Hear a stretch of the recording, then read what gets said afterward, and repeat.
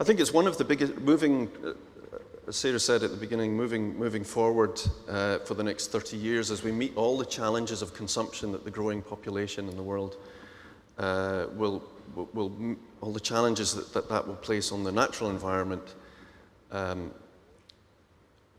Food is one of the most significant risks that we face. And for that reason, we need to look for all sorts of different ways of reducing the pressure that we put on the natural environment just for our existence. And I think it's really easy to think that we can blame someone, the government, farmers, supermarkets.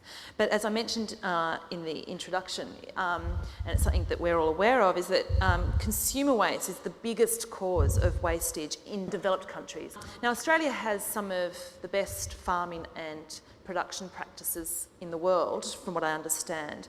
But I guess, how do we rate as consumers? And Natalie, perhaps you can share on that.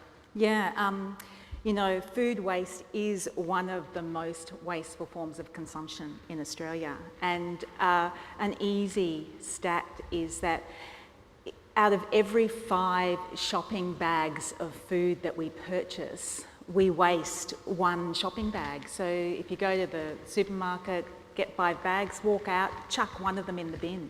Or spend $100 on food and rip up $20 at the same time, because that is how much food we are wasting.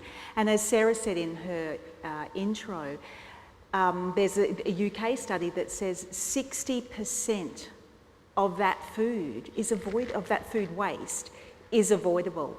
And in Australia, that in dollar value, that is $8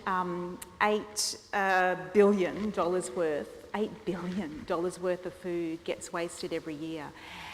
And out of that $8 billion, 33% of it is fresh food and 22% of it is leftover food. So you can see that it is a tremendously big problem.